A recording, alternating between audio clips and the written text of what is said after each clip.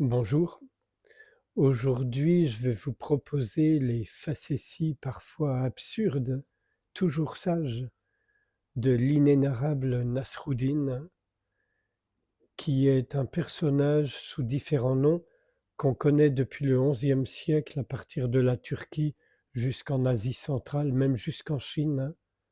Voilà. Donc on pourrait dire que c'est de la folle sagesse, et c'est souvent provocateur, parfois grivois, même obscène. J'ai choisi des passages qui sont quand même hmm, supportables. De ce petit livre, j'en ai plein de Nasruddin, mais voilà celui-ci, La sagesse extravagante de Nasreddin de Jean-Louis Monoury aux éditions Albin Michel, collection Spiritualité vivante. Juste avant de commencer, raconter une petite anecdote, voilà. C'est Nasruddin qui rentre dans une mosquée, on le considère comme un imam plein de sagesse et de connaissances. Il, il ne sait pas quoi dire en réalité, mais il est facétieux. Alors dans la mosquée, au moment de prêcher, il demande si tout le monde sait ce qu'il va dire. La plupart disent ben non, mais il y en a qui lèvent la main. Alors Nasruddin se tourne vers ceux qui lèvent la main et il dit que ceux qui savent l'expliquent à ceux qui ne savent pas. C'est Nasruddin.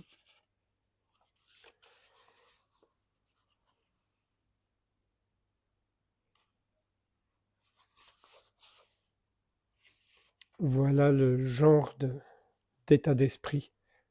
Adodan, l'histoire. Une fois de plus, Nasruddin a perdu son âne. Au lieu de partir à sa recherche dans les collines environnantes, il parcourt les rues du village en criant Oh merci, merci, Allah le bienveillant, grâce te soit rendue, Allah. Les personnes qu'il rencontre ne sont pas loin de penser que la perte de son compagnon préféré lui a dérangé l'esprit. Hodja, es-tu devenu fou? Tu remercies le ciel d'avoir perdu ton âne au lieu d'implorer son aide? Nasruddin répond. Ô tête vide, s'emporte-t-il. Vous ne comprenez donc pas que si j'avais été sur le dos de mon âne quand il s'est égaré, je serais perdu moi aussi?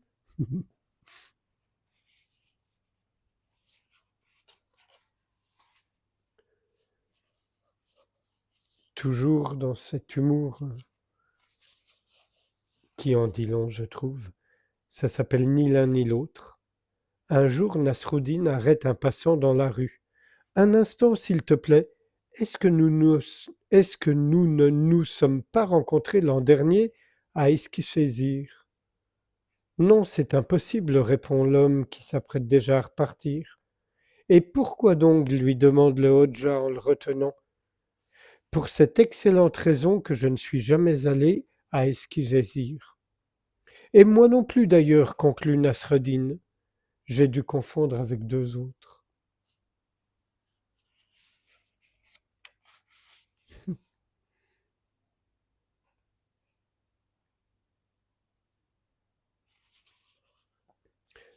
Une insupportable vision.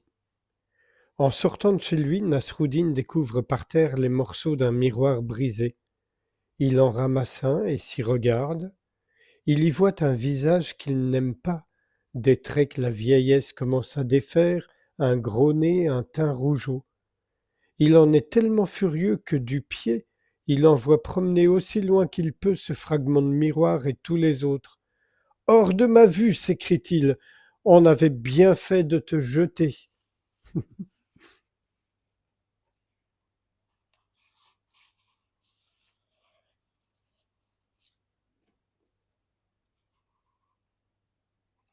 Une qui est très connue partout dans le monde, mais là, on l'a avec Nasruddin, obscurité et lumière.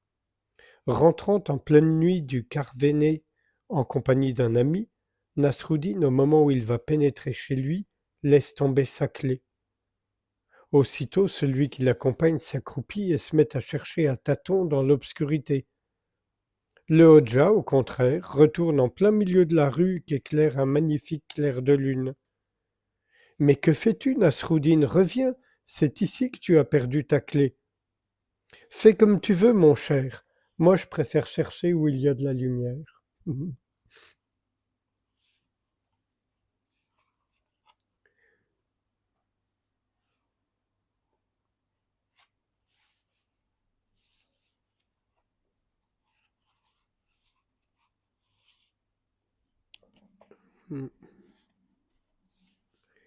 La puissance d'Allah.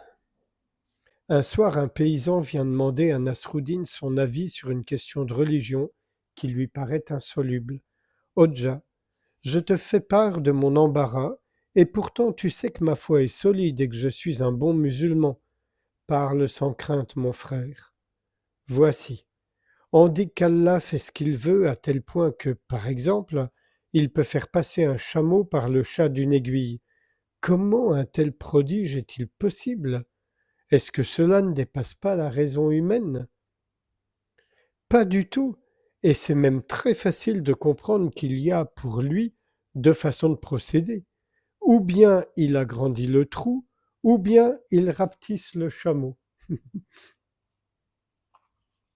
C'est vrai, quoi, c'est pas compliqué pour Allah.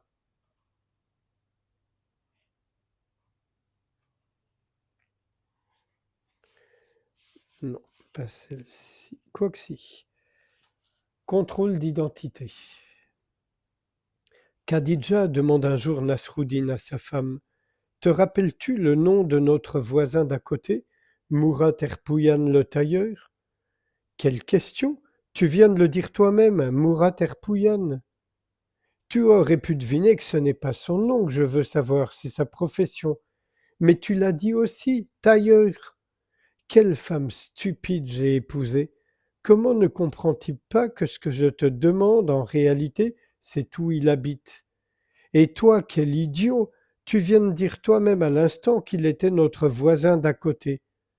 Bon, mieux vaut s'arrêter là, Khadija. Tu vois bien que toi et moi, nous n'avons jamais réussi à nous entendre.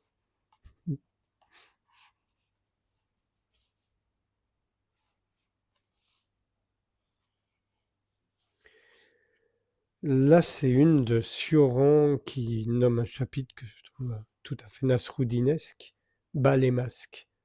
Aux zoo, toutes les bêtes ont une tenue décente, hormis le singe. On sent que l'homme n'est pas loin.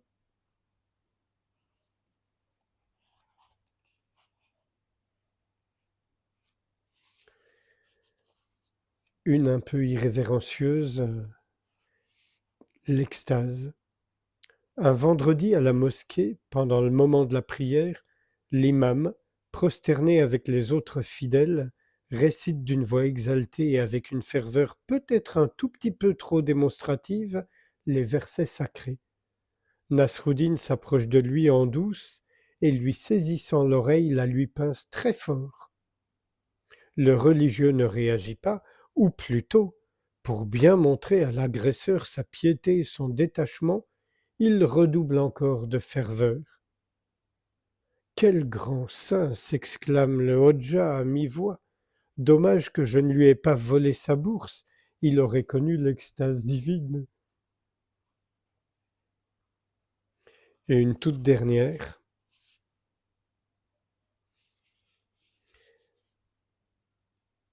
qui s'intitule Être musulman. Tout le monde sait que Nasruddin n'observe plus le ramadan depuis longtemps. Pourtant, une fois que le soleil est couché, il vient s'attabler avec les autres pour l'iftar, la rupture du jeûne. On finit par s'en scandaliser. Hodja, ta présence parmi nous est incongrue, indécente même, remarque l'un des convives, aussitôt approuvé par les autres. En effet, tu n'as rien à faire ici, va-t'en. Vous voulez donc m'envoyer en enfer, finit par s'emporter le Hodja. Déjà que je ne fais pas le ramadan, je ne fais pas les 5 prières, je ne fais pas l'aumône, je n'ai pas l'intention d'aller en pèlerinage à la Mecque. Si en plus de cela je ne participe pas à l'iftar, comment Allah pourra-t-il encore me considérer comme musulman?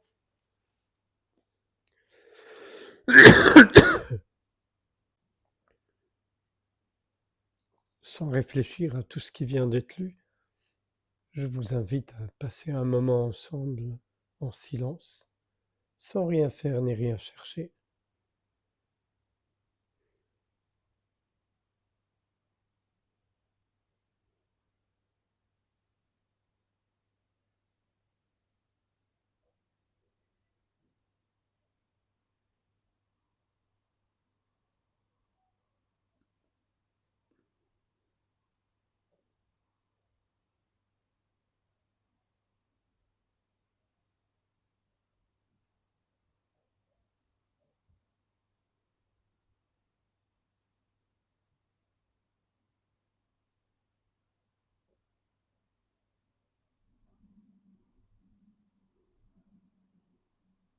Je vous remercie. À bientôt.